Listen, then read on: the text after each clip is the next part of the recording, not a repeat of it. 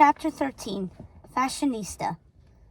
Delia arrived at her stop, still relieved to be rid of the coat despite the deep chill that had set into her limbs from the sub-zero wind blasting the elevated train platform.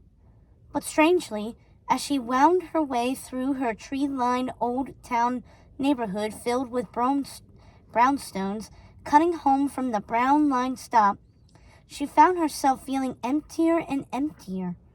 The loss of the coat started to haunt her. It almost felt like she'd lost a limb.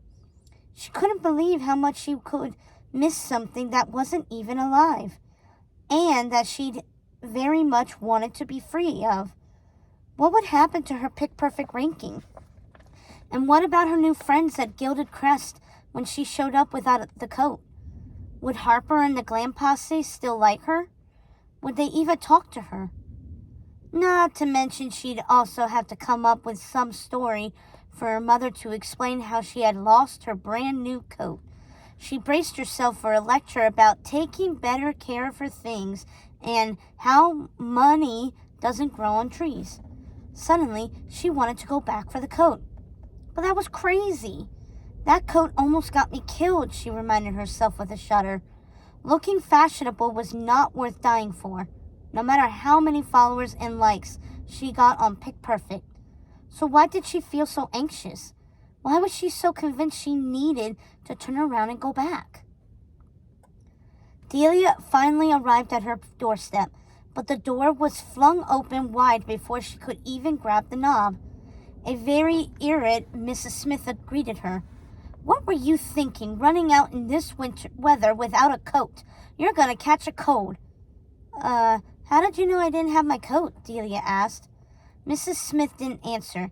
She just thrust a coat at her, the House of DeVille coat, the one Delia had just draped over a mannequin outside the store. Delia gasped and backed away in shock. Where did you get that?" Delia said. This could not be happening. How had the coat gotten back to her house? All the way from Michigan Avenue and into Mrs. Smith's arms. "I decided to let the pups run around the house a bit," Mrs. Smith said with a roll of her eyes. "Too cold to let the wee little ones outside. Little Radar ran into your room, and when I burst in, the coat was on your bed." "That coat was on my bed," Delia repeated, numb from shock. "Young lady, what were you thinking?" Mrs. Smith said. "Look, I won't tell your mother. It'll be our little secret. But don't go running off without a coat, not this time of year. The last thing you need is to get sick and miss school, especially when you just started at Gilded Crest. You don't want to fall behind, do you?" Right.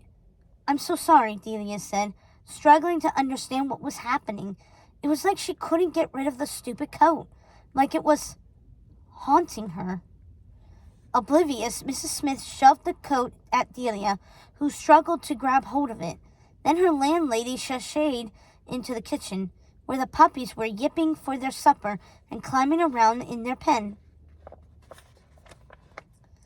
"You're just lucky I caught little Radar," Mrs. Smith said. "He was squatting on the coat to you know what.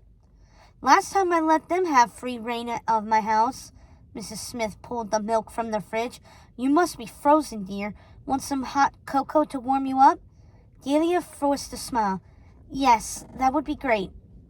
Mrs. Smith busied herself making the cocoa, and the house filled with the warm, sweet, rich, buttery aroma of chocolate.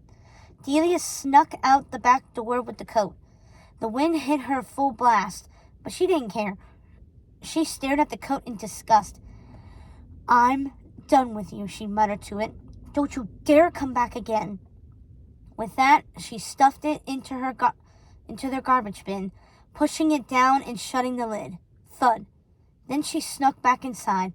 Mrs. Smith soon reappeared from the kitchen, handing her a steaming mug of hot cocoa. Delia accepted it gratefully. It was already warming her up. "Thanks so much. I'm going to go do my homework," she said, grabbing her backpack and heading upstairs. "Busy day at school." It was just an excuse. She was simply exhausted from everything she'd been through that day. But when she returned to her room, thrusting open the door, the coat was on her bed. Delia gasped, tears instantly prickling her eyes. No, that's impossible. But there was no denying it. The coat was somehow following her. But how? Was she losing her mind? Nobody else was home besides her and Mrs. Smith and the puppies. And she was pretty sure Radar hadn't dragged the coat out of the trash and up to her bed. Why couldn't she get rid of it? Why did it keep coming back? Her reflection caught her eye in the mirror. She turned, shocked at what she saw. Her face looked plastic. Delia tried to smile, straining to make her lips move and stretch her cheeks, but her expression remained expressionless. Her lips wouldn't move. Her eyes looked dead. Her reflection looked like a mannequin. What was happening to her? That's when it hit her. The strange account she had blocked on PicPerfect, the one with the mannequin profile picture. Delia whipped out her phone, not even bothering to check her ranking for once, and flipped through the blocked accounts. She zeroed in on the mannequin profile. Fashion addict.